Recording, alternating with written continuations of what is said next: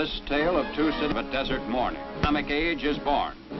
A scientific thunderbolt gives a preview of its destructive force.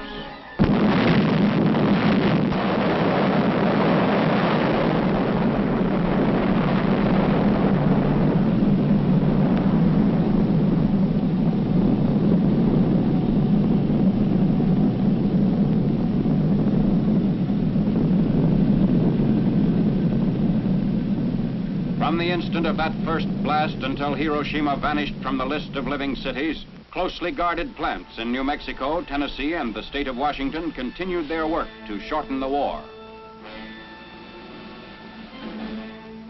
Hiroshima, one of Japan's arsenal cities, was selected as the first to feel the weight of atomic power. 21 days after the New Mexico dress rehearsal, a lone B-29 was over Hiroshima, carrying an atomic bomb. At 8:15 in the morning of August 6, Japanese time, the first atomic bomb hit an enemy target. The bomb was aimed to explode above 0 point, a spot in the city at the junction of the Motoyisu and Ota rivers. The bomb was intentionally set to explode well above the 0 point to dissipate its radioactivity. Here is the pictorial record of the result. At 0 point, directly beneath the explosion, the soldier in the scene is pointing at the spot from which all damage to the surrounding area was measured in terms of distance from the center of the blast. Within a mile of 0 point, the devastation speaks for itself. But in these very ruins, Army cameramen have found and filmed pictorial evidence that tells in twisted steel and stone the effect of death-dealing atomic power.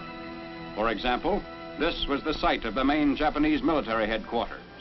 There were approximately 20,000 Japanese military personnel stationed here. They are among the missing. A lone concrete smokestack indicates where a bustling factory once stood. Reinforced concrete buildings seem to have withstood the explosion fairly well, the damage varying with their distance from 0 point. Within an area of a mile to a mile and a half, this type of building was the only type to withstand complete demolition and destruction.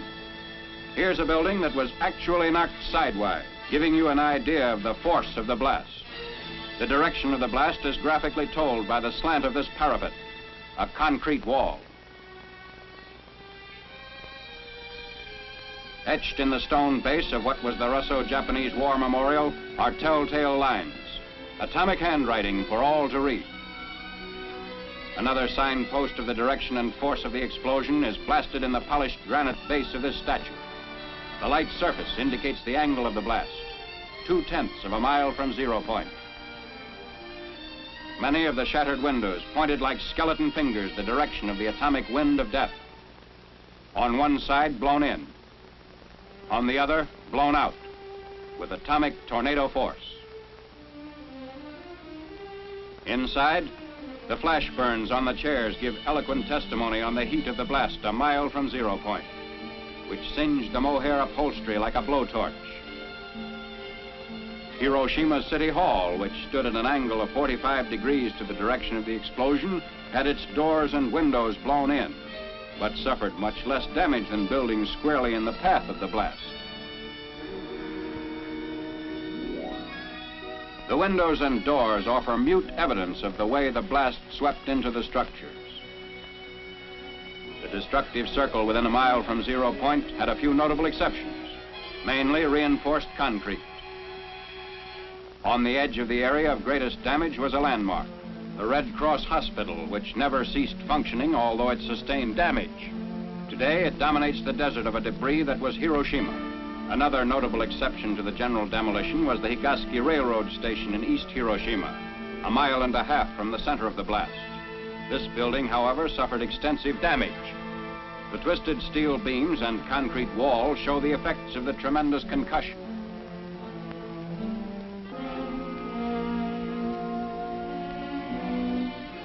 What's left of the Commercial Museum, within 2/10 of a mile of 0 point, also gives indication of the tremendous push of the explosion. The downward force of the blast turned the roof of the Commercial Museum into a reservoir. Amazingly enough, bridges did not suffer too badly at Hiroshima. This steel rail bridge, 1 mile from 0 point, had the side toward the explosion virtually blasted by flying particles, which removed almost all the paint. But the side away from the explosion did not need a new paint job. Roads in the area fared better than buildings or bridges. Shortly after the fires died down, traffic was resumed. Today, these highways through the ruins are again in use. Beside our military traffic trudge the survivors of vanished Hiroshima, the first city in history to be atom-bombed into oblivion. Even 4 miles away, the effects of the atomic blast were felt. Although a hill between the novitiate of the Jesuits and 0 point lessened the intensity, windows of the main building were shattered. A group of priests witnessed and survived the Hiroshima blast. One of them, Father John Zymus, tells what he actually saw. An eyewitness account. I was in my room, which faces the valley, and suddenly I saw a light, like magnesium light, flashlight, which filled the whole valley. And looking out of my window to find out the reason for this peculiar phenomena, I saw nothing besides this light. And turning from the window to the door of my room, I heard a crash. It may have been 10 seconds after seeing the light, the flashlight. And immediately I was covered with splinters of the window frames and glass sticking into the walls and actually in my flesh itself.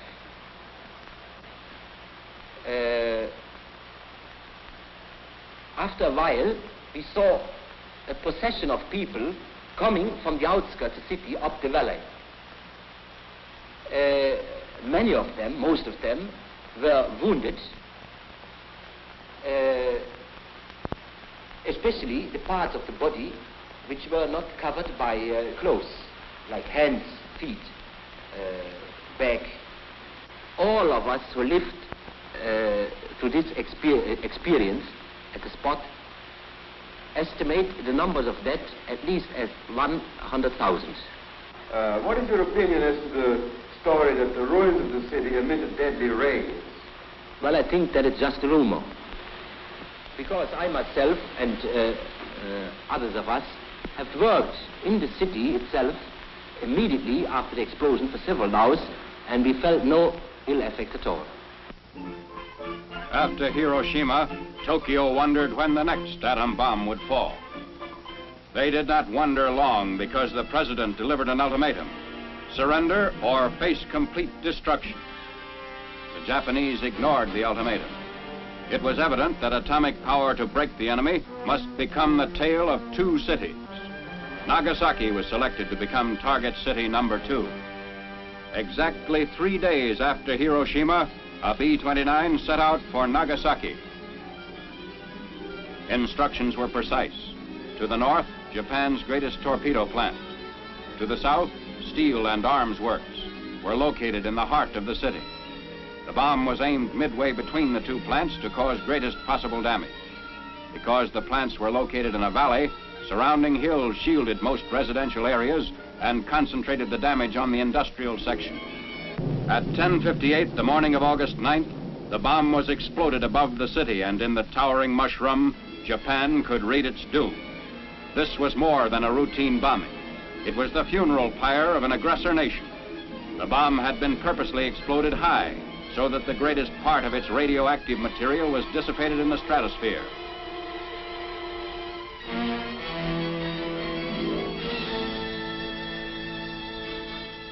From the air, the skeletons of the Mitsubishi plants made evident that Nagasaki's war-making power was totally destroyed.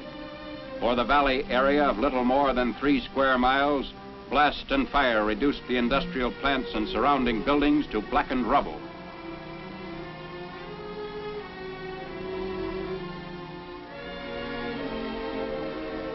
The Mitsubishi Steel and Arms Works extended almost a mile in length. Before the blast, these were modern buildings constructed like our own American factories. Closer examination of the ruin shows the same complete destruction that characterized the ruins of Hiroshima. Damage to equipment and machinery used in the manufacture of naval rifles, AA guns, and heavy artillery was such that even if Japan had determined to commit suicide by continuing resistance, she could not have salvaged much from the ruins. Smokestacks bent but did not break before the blast. And roads were unaffected, people using them without ill effect shortly after the explosion. The ruins revealed beyond doubt the existence of the shadow factories the Japanese had set up in the nearby residential areas of the industrial valley. You have seen the swath of destruction created by atomic power in this tale of two cities. The world's greatest minds in science, statecraft, and military matters are wrestling with the problems created by the atom. On this spot, outlined in stone, is a figure representing the average man, regardless of his race or creed. These atomic footprints on the sands of time can never be erased. They point a path which leads to unparalleled progress or unparalleled destruction. Just as in the darkness of the desert morning when the atomic age was born, atomic power puts the question squarely to mankind.